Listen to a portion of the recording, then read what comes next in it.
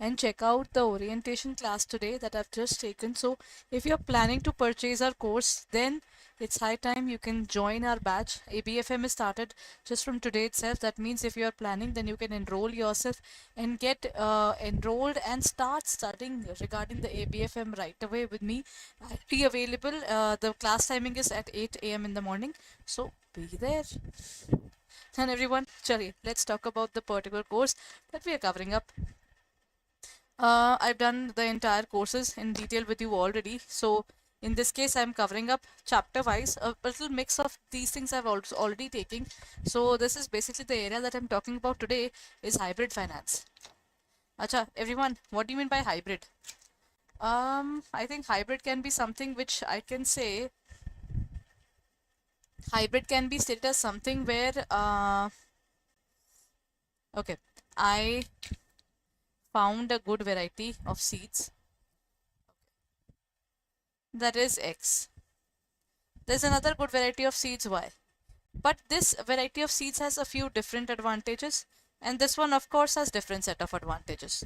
But they have their own limitations as well. I want to create something which has a few characteristics of X and a few characteristics of Y. So what will I do? Simple. I will turn up and make up a new specific product which has both of them, but as per my customization. In terms of finances, even you have one type of securities, that is one, the second types of financial instruments, that is two, and then you decide ki nahi, I want to have the mix of both of them. You want the best of both worlds. So if you're trying to do that particular part, then that's it. Have a hybrid.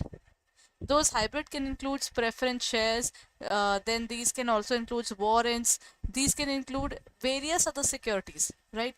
So these are the different areas where you can put money and you can ensure better returns, plus if you're looking forward towards ownership, you can also get it. So these are hybrid finance. So this is what we have talked. I think we were talking about it in the last class as well. So today we are covering it up further. Now everyone, if you like this session, please go ahead and click on the like button everyone and share it among your peers. That is super duper important. And if you haven't subscribed to our channel yet, then hurry up, the time is ticking away. Okay, what's gonna be the answer everyone? What happens to the right to receive dividends in arrears for non-cumulative preference shares? Acha, what happens is sometimes the organization is having inadequate profits or they have losses. During this period, obviously, they cannot pay. When they cannot pay, then what to do?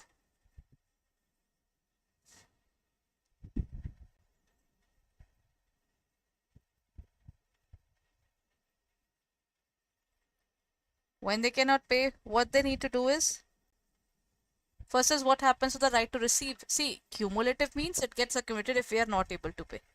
Non-cumulative is a scenario where we cannot accumulate it at all. It is forfeited if the dividend is not declared throughout the year. It accumulates until fully paid. It remains unaffected regardless the dividend declarations, or it is automatically paid out of the end of the year. See, we have cumulative, we have non-cumulative. Cumulative is the one where if we are not able to pay in 1 year, we'll pay in the next year now, and together.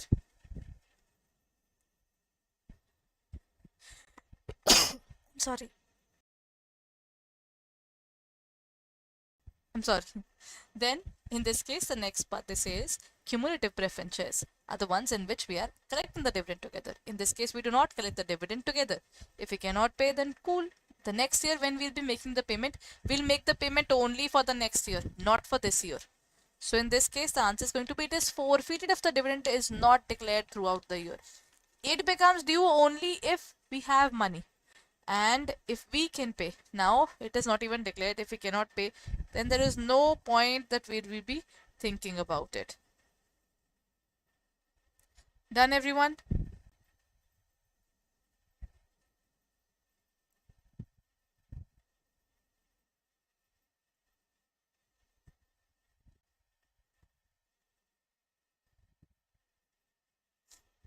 What additional rights do participants prefer? Participating preference shares grant to the shareholders.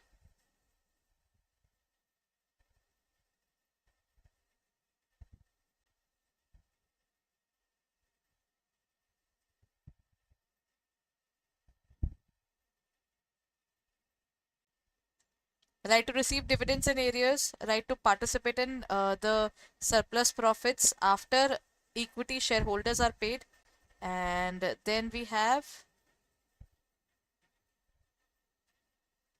right to convert into equity shares.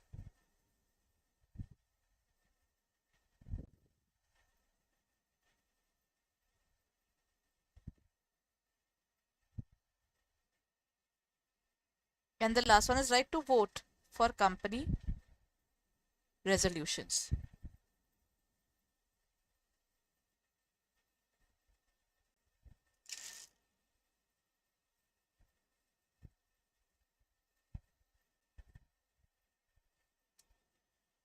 What additional rights do participating shares have?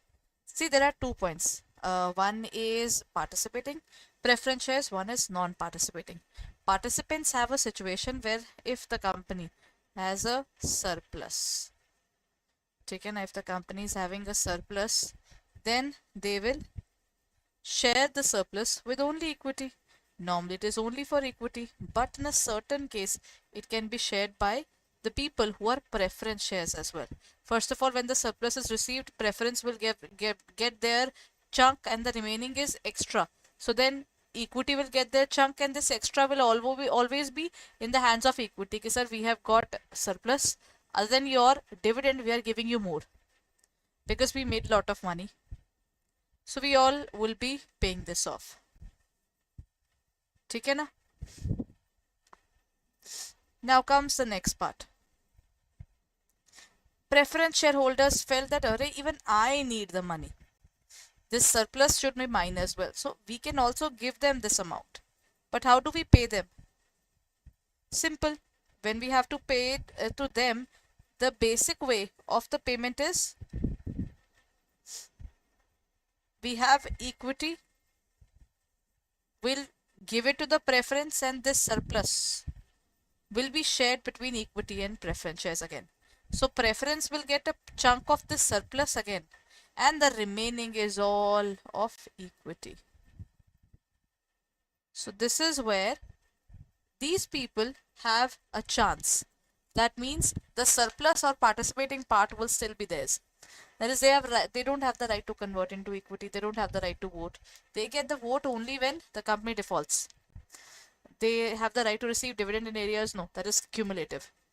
In this case, the answer would be B.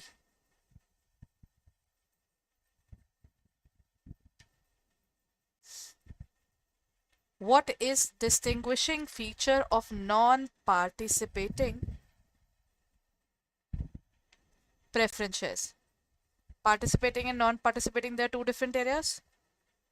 They grant the holders the right to participate in surplus, or they have a predetermined rate of dividend. Actually, non-participating says, see, this is the major chunk of profit that we make. Out of this major chunk, preference shares get your money and that's it. Equity, you're getting your dividend and then extra money is also yours. Done.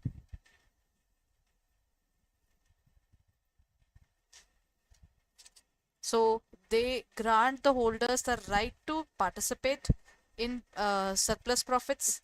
They receive a predetermined rate of dividend without additional rights. They can be converted into equity shares or they accumulate unpaid dividends.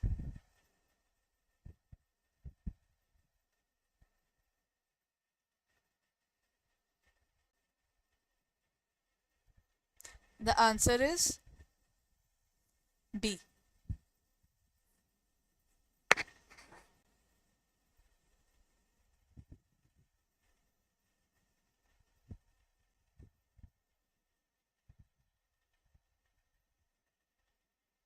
Done, everyone? Next question.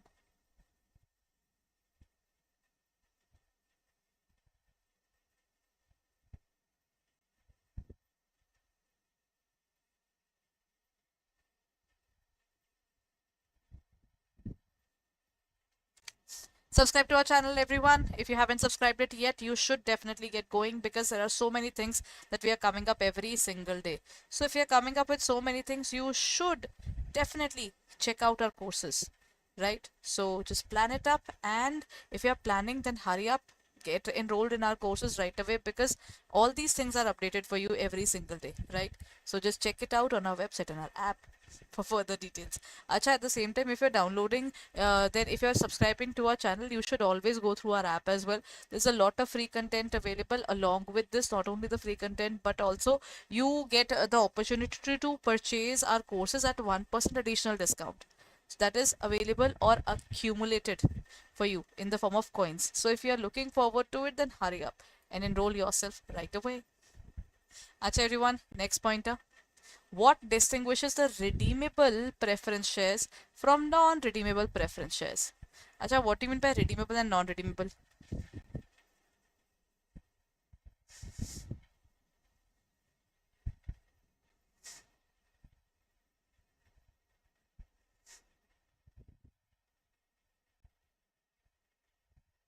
Everyone, what do you mean by redeemable and non-redeemable?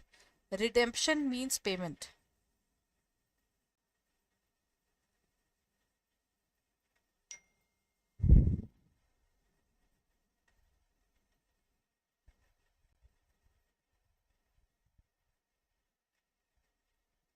Redeemable preference shares are those preference shares that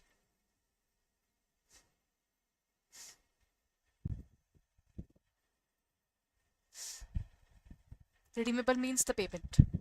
In our country, preference shares can only be of one type. Overall, it is of two types. Preference shares can be of redeemable nature, matlab we have to pay for it, or it can be irredeemable. So when we talk about redeemable and irredeemable, what is the difference? Redeemable means the ones in which we can make the payment at after a certain period of time. Irredeemable means when we cannot make the payment throughout the life of that asset. That's a specific rule, everyone. Okay, that means the payment has to be made. If I'm talking about the payment to be made, then that is during the lifetime of the business. For example, in equity, we specify if you have invested, then till the time the business is there, you are not gonna repay. Right? Equity doesn't get the money till the time the organization is not dying or it is not dead yet. That's one particular thing that I'm absolutely clear about. Preference shareholders, on the other hand, these people have a problem. Preference shareholders, they would be getting the payment only and only after a certain period of time which is already predetermined. In equity, there is no predetermined area. Otherwise, if we talk about redeemable, they define in our country irredeemable. The situation where there is no payment defined. The time tenure is not defined. This is not there. In our country, we normally have to repay preference shares within 20 years, or if we talk about the other ones, we are looking forward towards. Second point would be, infrastructure companies have a time period of maximum 30 years. They have a little more. So redeemable preference shares have a maturity date for redemption. Yes, they have. Non-redeemable accumulate unpaid dividends. No. It just says only one particular thing that we have to pay. That's it. Irredeemable means we don't have to pay. है ना? One is we have to pay, one we don't have to pay. Then redeemable preference shares can be converted into equity. They are convertible and non-convertible, everyone. Then non-redeemable preference shares grant voting rights to shareholders. No, they don't. So in this case, what's going to be the answer?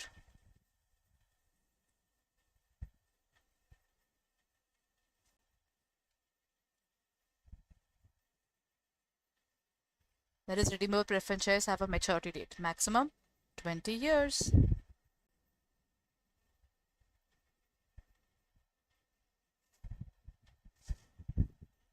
Next question. What is one of the reasons for issuing preference shares, everyone? One of the reasons to issue preference shares. I think my major reason would be I don't want someone to have voting rights. But because they are better in terms of this. To offer high returns in primary market, to attract investors with tax advantages, to provide flexibility in repayment, or to avoid the need for mortgage or hypothecation. Done?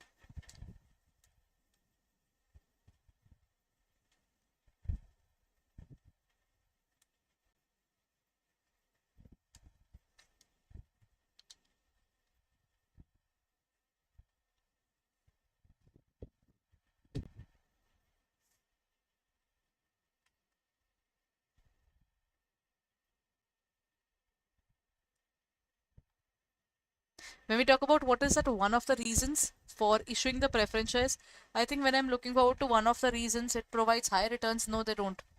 Primary market, there's nothing of that sort. It attracts investors to take tax advantages. No. Actually, in terms of equity and preference, one of the hardcore fact is that they do not get the claim of dividends. Then comes to provide flexibility in repayment. You can say, but then this is regarding dividend only. Now you have to pay, otherwise this will impact your reputation that you cannot pay off. And then is to avoid the need for mortgage or hypothecation. So I think I'll go for mortgage or hypothecation. You don't have to take a loan. This is actually owner's funds and he decides what he wants to do about it.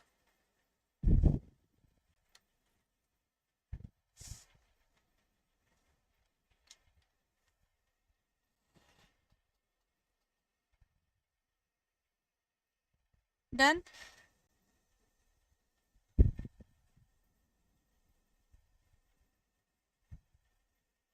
How does the taxation of preference dividend affect investors' interest?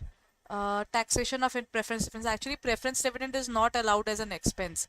That's one of the worst part about it. That equity and preference, whatever they are getting, ultimately companies keeping their investors happy, but still, you don't really have that benefit, है ना? So in this case, one of the things is investors are exempt from taxation on preference dividend.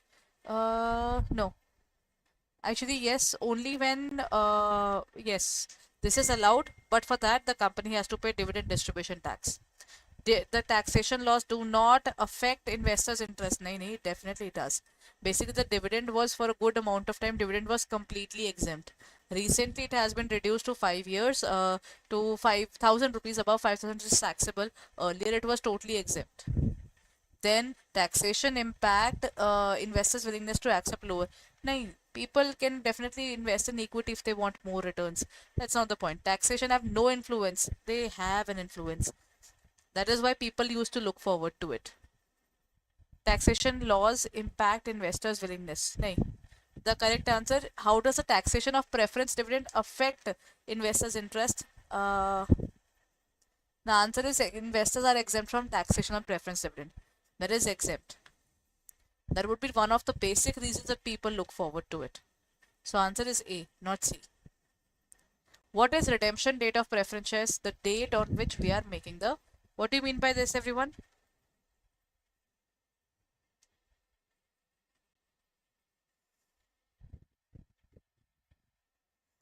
The date of issue of preference shares, the date when preference shareholders receive dividends, the date on which the debt repayment is planned to take place, and the last one was the date when preference shares are converted into equity.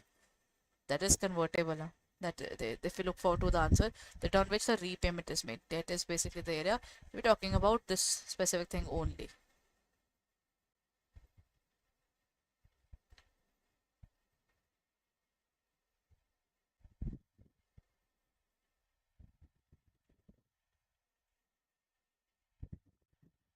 Done, everyone? Chaliye, that's it for the day, everyone. I hope this session was useful as we talked about a lot of things today. But before I proceed further, everyone, one of the important areas that we can look forward to is our website. As I told you that our website is having all the benefits towards the era of JIB and CIB examinations, and we are looking at CIB right now. So let's look at JIB and CIB all together. Go on to the area of CIB June 2024, everyone. Mahapack is available at double validity and 80% discount. Good point to buy the examination, as see your registrations will be starting soon, so you should definitely start preparing right away. And my ABFM batch is also starting, right? Orientation class was today. The proper batch will be starting from Monday. So if you are planning, then hurry up and enroll yourself in our courses right away, because time is taking away, everyone.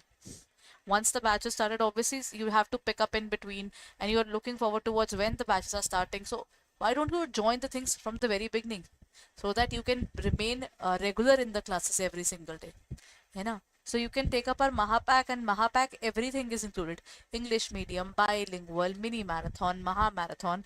Then this also includes the specific area of our revision batches, whatever we are coming up, everyone. Every single thing that you might think of, everything is here.